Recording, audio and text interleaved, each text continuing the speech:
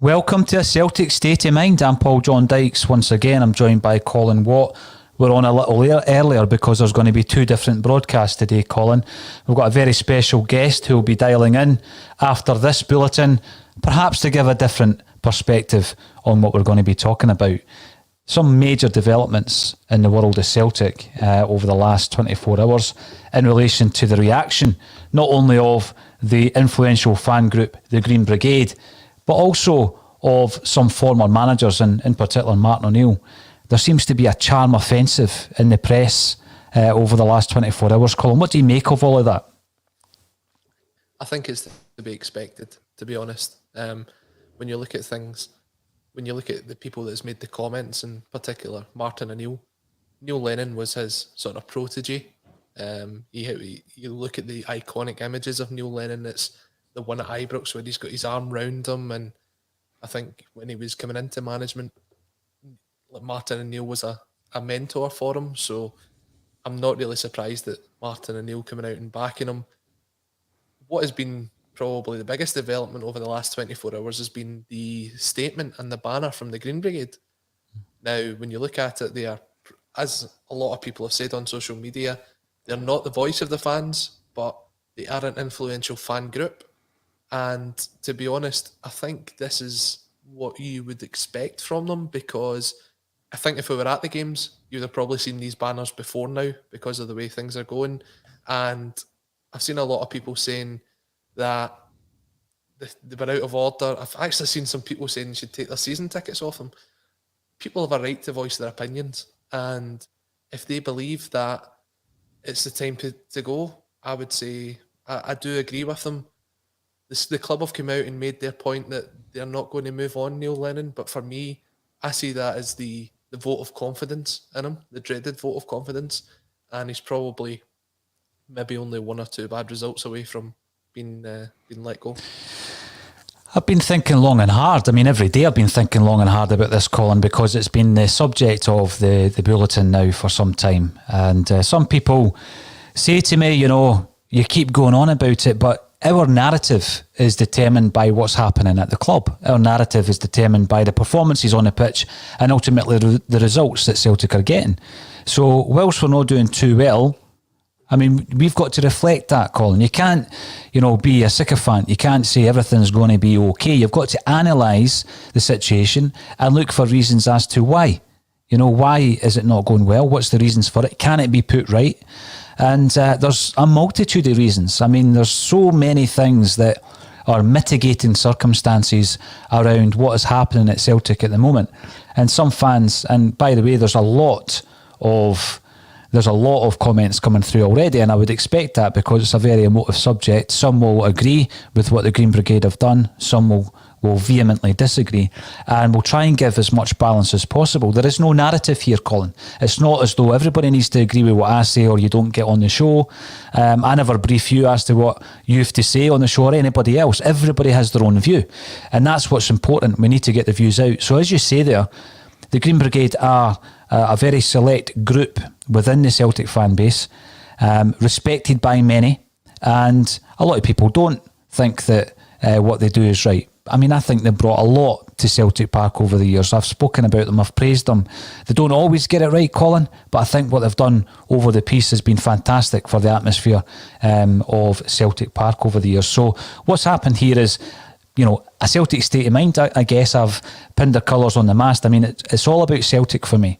The priority is all about Celtic. And I think it would be catastrophic if Celtic were not to win 10 in a row this season. I really do.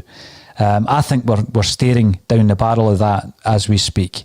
Unless something dramatic was to change in terms of the performances on the pitch, I can't see that changing personally. But unless something dramatic was to change, we're not going to win the league.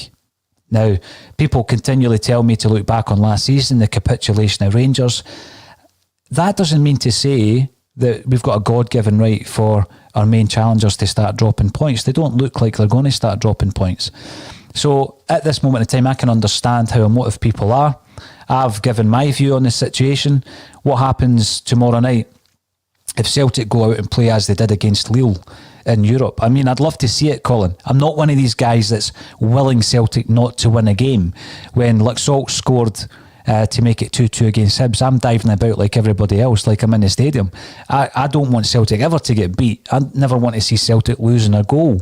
I would never be that way minded to try and force a change. You know, I'd much rather, and this is the thing, this is my point, I would much rather Celtic turn this round under Neil Lennon. I would much rather that was the case. But unfortunately, the doubt has set in with myself because I don't see enough improvements over a consistent basis. So I'm going to be taking as many people's views on that as possible. But over the last 24 hours, what I found interesting was the narrative in terms of the press coverage, and in particular Martin O'Neill. Now, Martin O'Neill's name has been brought up time and time again by Celtic fans talking about a potential replacement for Neil Lennon. Now, I think that's split right down the middle and people can't handle the thought of that. Other people would actually be open to the thought of that. There's also the third suggestion that should we even be talking about a replacement? Because when I made my feelings clear about Neil Lennon, the first thing people ask is, who do we replace him with? Well, the guy's still in a job. So you've got to deal with that situation, and it's down to the board to have that contingency in place. So Martin O'Neill's comments, let's start off with that. One thing I did notice, and I've got the piece in front of me here, one thing I did notice is that he's talking about some of the contributing factors around the Celtic performances this season. Blame COVID, blame Bolly, but do not blame Lennon. What's your thoughts on that? I think it's the narrative that's sort of coming out of the club as well. When you see what's been in the press lately, which seems to have came from the club, that the board is not happy with the position, but they are content with the fact that in their minds, should the games in hand be won, then Celtic would only be 5 points behind Rangers. They believe that COVID has had an effect on the players and they've not been able to handle that. And they also believe that Neil Lennon is the person to turn that around. Now, when I look at that, we speak about COVID and we speak about how it affects the fact that there's not 60,000 fans in Celtic Park. Mm-hmm. But every other team's had to deal with that. It isn't as if it's just affected Celtic. Every other team in Scotland have had to deal with that. I get everyone goes on and on about how the atmosphere at Celtic Park is phenomenal, but at times that only really works on a European night. When you think back of the great atmospheres at Celtic Park, you don't think back to a Saturday at home to Motherwell. You think back to the European nights against Manchester United, against Juventus, Barcelona, those kind of nights where Celtic Park becomes famous for what it comes out. COVID, for me, what excuse can you give for that? Does it affect their training? No, the guys are in a bubble. I don't know. And there's a lot of comments I've seen about people saying that there's excuses and excuses. But for me, the main problem, I think, with Celtic this year goes back to an old saying about doing the same thing and expecting different results. And I feel as though when you look at the team that we put out at the weekend, that is exactly what we're doing. We just keep going back to the same people over and over again, the tried and tested, as people said last week, and expect to get a different result just because we've had a couple of weeks break. We've got to start making changes to the side. We've got to start making changes to the way that we play. And I don't know, is the final change that we need a new management team in? It could be. Now, a lot of people saying, the hate for Lennon is disgusting. That's not the case. Nobody has any hate for Neil Lennon. Everybody respects the job that Neil Lennon has done under such difficult circumstances, both times that he's been at the club. In fact, let's say 3 times, because he was here as a player as well. And what is really at the root of everyone's opinion is that they want to win the league. Now, you've put your point across several times, Paul, that you believe the only way for Celtic to win the league this season is to change the management system. And that's the view out there of a lot of people. And there's other people that believe that Neil Lennon can turn that around. But they both have the same objective. They want Celtic to win the league, and that's the bottom line. Yep, absolutely. I mean, see, when O'Neill's name was being mentioned as a possible replacement or coming in, do you think at any point, And I mean this with hindsight. Do you think at any point it would have been good for him to actually come in to assist Neil Lennon? I think Neil Lennon's job, and people scoff at this idea, it's one of the biggest jobs in European football, Colin, to be the manager of Celtic Football Club. Yep. I'm just waiting for the Rangers fans' memes on that one, because I know they watch this show intently, Colin, and then they put it out on social media. It's hilarious that people have the time. It's quite tragic. But Martin O'Neill, as you say, has been an omnipresence in the career of Neil Lennon. And I'm pretty sure is someone that Neil Lennon can call upon. I mean, when I did my interview with Neil Lennon a couple of years ago, I'm not sure he'd speak to me now, but when I did my interview a couple of years ago and I was speaking about the Barcelona 2012 game, he spoke about phoning Alex Ferguson in the weeks leading up to that game for advice on how to face this, what was then the best club side in the world.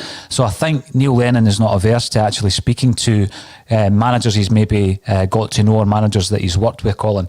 And I think O'Neill would probably be in that category at some point over the years. But he is a name that Celtic fans were mentioning in terms of a potential replacement on a short-term basis. I think some of the comments Martin O'Neill has made yesterday would actually make me believe that he's not really in touch with what's happening. I don't think he's in touch with what's happening here at Celtic. No, and I don't think he showed any interest in taking over on a temporary basis, if that was the case. I think if Neil Lennon was to let go, I don't think Martin O'Neill would want to take over that role from him. I also don't think he's the right person to turn to, if that was the case, because I think the game of football has moved past managers like Martin O'Neill. When you look at the performances he's had in charge of the teams most recently, I think his style of football doesn't suit the modern game. And what are you bringing him in for? Are you bringing him in to change the way that we play football? Or are you bringing him in for him to get the respect of the dressing room? And if it's to get the respect of the dressing room, yeah, okay, you need a big manager. You need someone with a lot of reputation.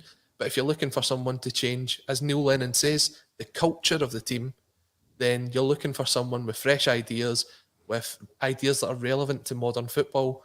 And I don't think that guys like Martin O'Neill or even Gordon Strachan, that's been mentioned in recent days, is the right move for Celtic if that was the case they had to, like, the way they had to go down. Well, there's risks associated with any managerial change, Colin, and I absolutely get that. And I think that we're now in a case of, what are we now? Are we the virtual fans? Is that what we are? Is that what Martin O'Neill thinks, that we are? Probably. Virtual fans? Okay.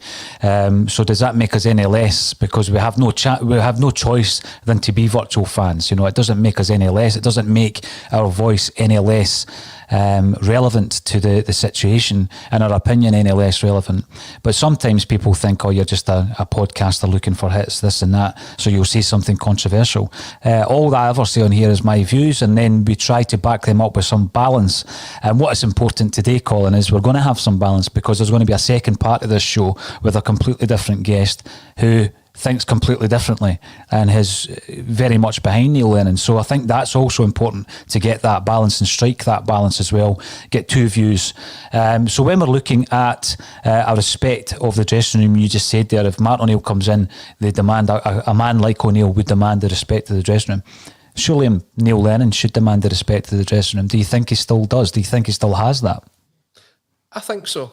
I definitely think that there is the respect from quite a few of the players. Maybe some of them don't respect him as much. And I think you can maybe take a look at some of the players and some of the attitudes that you've seen. I mean, I would definitely say that Ball and Golly did not respect him earlier in the season when he made his trip to Spain. That's a clear and obvious show that he had no respect for Neil Lennon as a manager or the club when he went off and made his trip.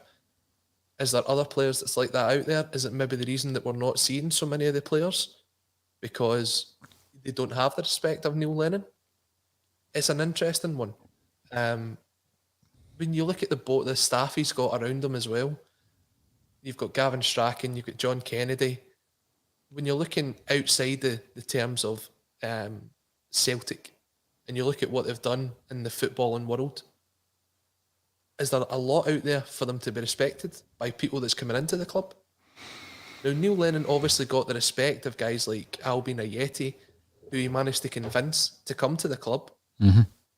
But as we've said over the last few weeks, there's been a lot of talk about Odsonne Edouard's performance over the last few games. Does he need someone else there that can get a performance out of him? Has Edouard decided that he's not going to develop any further under Neil Lennon?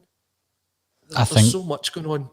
Yeah, I think the question of Edouard is a massive one. It's certainly one of the mitigating factors of Celtic's poor performances or inconsistent performances this season thus far. So I think when you're looking at that, if I was a manager and one of my star players was quite happy to go away and perform and was able to perform for his international side, but then when he comes back he looks like a shell of the player that we know he can be, that would concern me. I would be thinking that he's not playing for me as an individual, or he's not playing for the club because he's wanting out of the club. Is he one of the guys that Neil Lennon has referred to as being an agitator in terms of looking elsewhere, and has done for some time? Well, listen, he might not be agitating, but he's certainly looking elsewhere. We all know that, Colin. So we've got Martin O'Neill's views coming through, and I totally get your point on the ball and goalie gate. Yeah, it was a total lack of respect for Neil Lennon, for Celtic Football Club, and for every single Celtic fan. And I'm pretty sure he'll never wear a jersey again, a green and white hoop jersey again, as a result of that. You mentioned Gavin Strachan, because there's been a lot of talk around the coaching staff who appointed Gavin Strachan. Was that something that Neil Lennon was party to in terms of the decision-making process? I remember back in the day, and this is me just using a wee bit of linkage here, Colin, but I sent a book to a guy called Dara McAntony. I don't know if you remember him, who obviously was heavily involved in Peterborough. You'll be aware of Dara McAntony, a very successful businessman, and he's been a chairman of Peterborough United. Now, I didn't realise this, but I knew of his kind of Irish roots and stuff, and I sent him one of my books, and at that point he ran a magazine called Football 24/7. It was a very short-lived magazine. It was in the form of 442, and he gave it a glow. He didn't review it; someone else did, but it got a glowing review in this kind of like national football magazine, which was quite unusual at the time. It turns out the guy's he's Celtic minded. He's got a Celtic state of mind, right, which is great.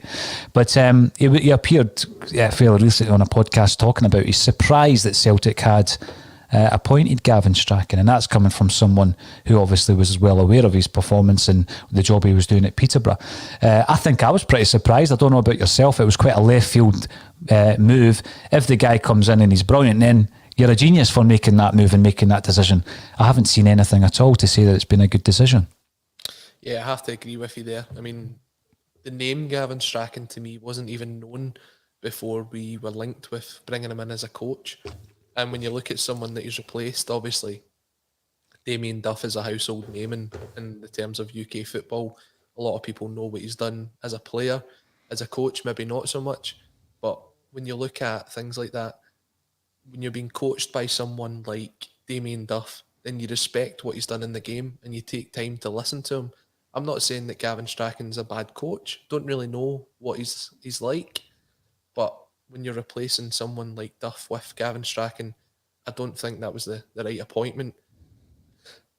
I mean, the coaching side of things, where do you kind of turn there? I think I agree with what you said the other day, that if Lennon was to go, then he would probably need to clear out the backroom side as well. And the only person I would keep is Stevie Woods, the goalkeeper coach. Then again, you're looking at bringing a whole backroom team in midway through a season. It's difficult. We're in a very difficult situation and we've got ourselves into it. And we either get ourselves out of it or we need to make the change.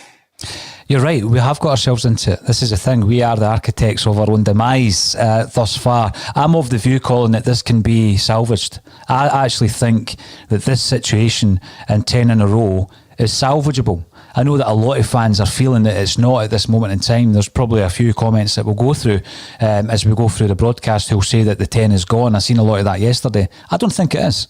I mean, it's not finished yet. But what has to happen is a change, and there's one of only two changes can take place. The first one is Celtic, as they stand, have a massive sea change, and I don't mean a change in culture. just a complete change in terms of their attitude, and that starts tomorrow night. A lot of people are writing off the European games, Colin, but that starts tomorrow night, because if we see a 60 minutes, I would like to see 90 minutes, and I'm going to ask you about that in a second as well, like we did against Lille. If we see that tomorrow night, then it's promising. The other change, of course, is a complete change in manager, and that includes the entire coaching staff along with that. It's not one individual. Neil Lennon carries a can, of course he does, for bad results. I mean, that's football. But I don't think there's enough in that dugout that would suggest that anyone would be filled with any kind of confidence that either John Kennedy or Gavin Strachan should be there beyond Neil Lennon. So let's have a look at that. Colin, I'm going to ask you a very simple question that I was pondering yesterday.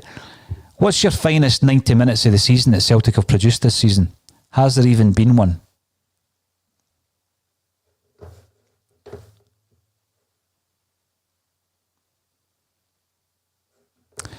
Now, Colin has obviously been lost to the elements, so what I'll do is I'll invite him back in while I'm still talking, and I want to turn my attention to the viewers' thoughts that are coming through thick and fast, and we'll concentrate on them until Colin comes back in the room, because he's been lost, and that's just due to the Wi-Fi in his area, I'm guessing. So he'll be back and we'll get back to him, but in the meantime, let's have a look at some of your comments. Stephen Forbes: suggestions that social media and online platforms are not representative of the supporter base are simply archaic. Society's adoption of digital media has only been accelerated by COVID across all ages. Now, that's something I completely agree with. I think that you can get a good cross-section of the opinion of a football fan base based on social media channels. I totally believe that. So for me, if someone is calling people who are setting up podcasts or doing broadcasts, virtual fans, then that's a bit of a concern, because I think we are representative of the wider fan base. Now, Colin, could you speak to us? Could you tell us that you're still in the room? I'm still here. I'm back. What did I say? Anyway, we're now looking at our attention on some of the guys and girls viewing the podcast. Stephen Forbes makes a good point, which I agree with. And all of a sudden, a group of fans who let's look at this. A group of fans who are within the Green Brigade. They're a very small group, really, if you look at them on the wider fan base. But if they go to Celtic Park with a banner, that's going to make headlines. So what I'm kind of looking at, and what Stephen has touched on there, is the fact that Colin's away again, and he's obviously struggling. The fact that the Green Brigade come out with a banner, and all of a sudden everybody stands up and takes notice. But we, on a Celtic State of Mind, we're going out to, our actual viewing figures are up above 500,000 in the last 28 days across all platforms. And we try and give the people that are tuning in the platform to actually air their views. So I think that digital media, or the virtual fan at this moment in time, is very important. So what we'll definitely need to do is go through as many of the points coming through as possible. And Joe Porter states that the club is in denial. If a European night no longer matters for Celtic, then the club standards have fallen into a cesspool. This is one thing, Joe, that has been said time and time again about the European games, and by some of our pundits actually, that the European games don't matter this season. I don't think that could ever be the case for Celtic. I think Europe always matters. Europe is always important to a club like Celtic. And going forward, it's got to be as well, Joe, because if we're going to try and attract players of the ilk of, let's say, Edouard or Dembele, and the list goes on, Van Dijk, Wanyama and others, or a manager, an elite-style manager, then the only way to do that is by having a presence in Europe. So I don't think we can ever write that off. I totally agree with that. Stephen Ray runs and presents the Celtic Ray podcast. Now, the Celtic Ray podcast is one currently of 12 podcasts who are taking part in our charity weekender. Now, the ACSOM quadruple treble charity weekender takes place on the 19th and 20th of December. Colin, you're at it. You're coming back and forward. You're in and out. You're as inconsistent as in Cham.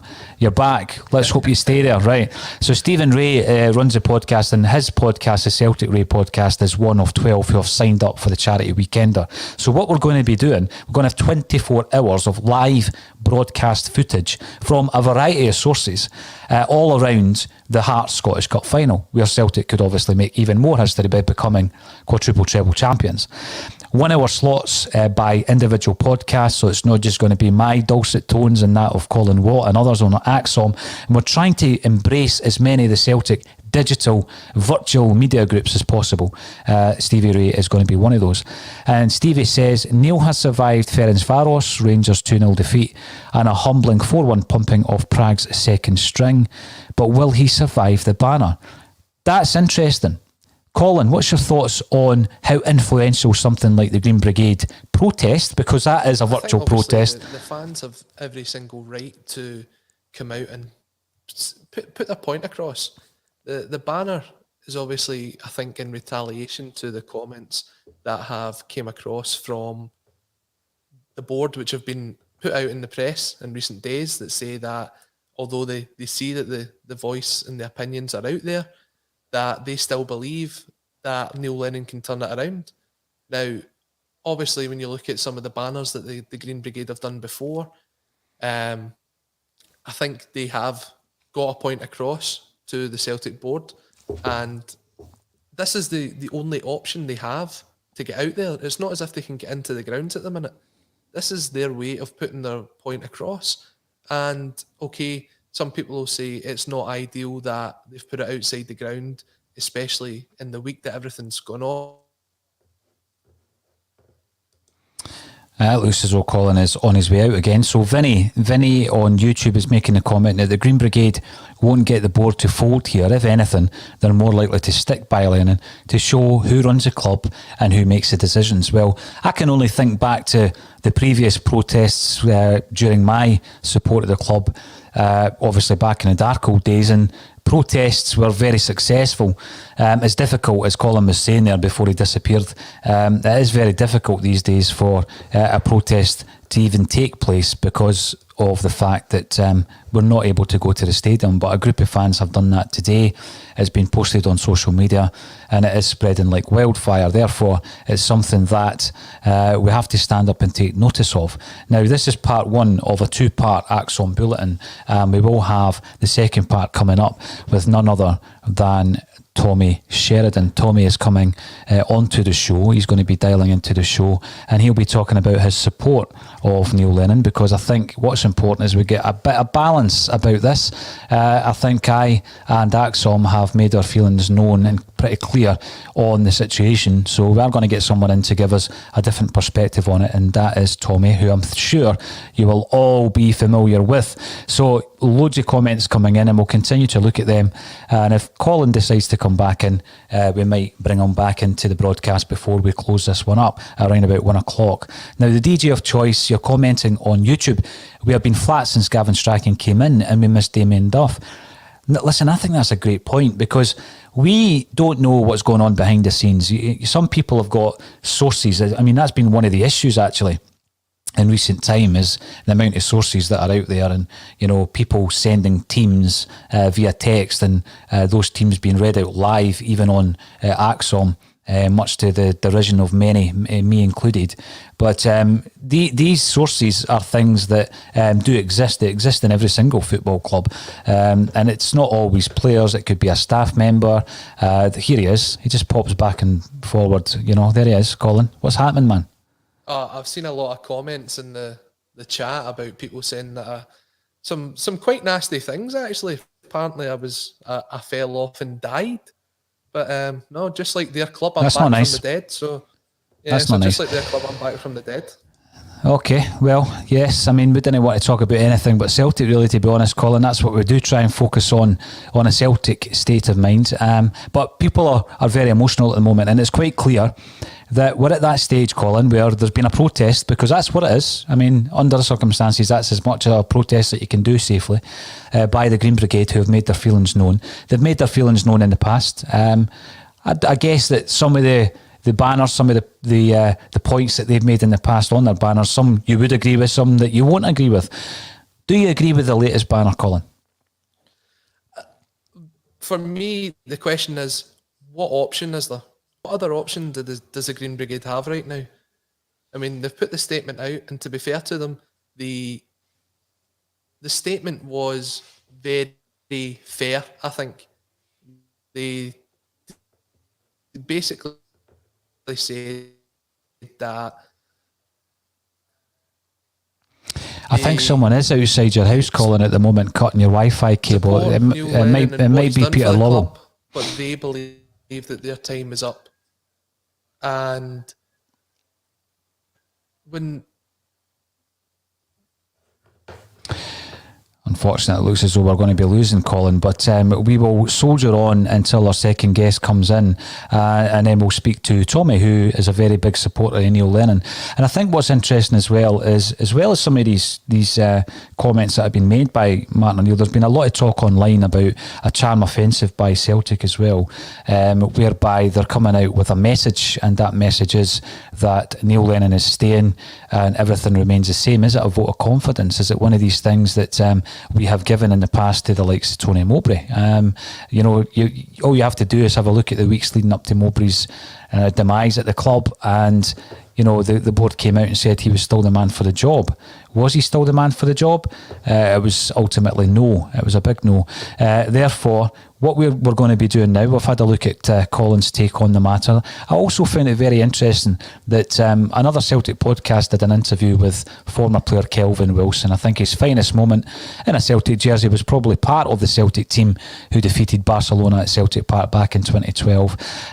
Glasgow's Green Gig Pod are also going to be joining us for the charity weekender on the 19th and 20th of December.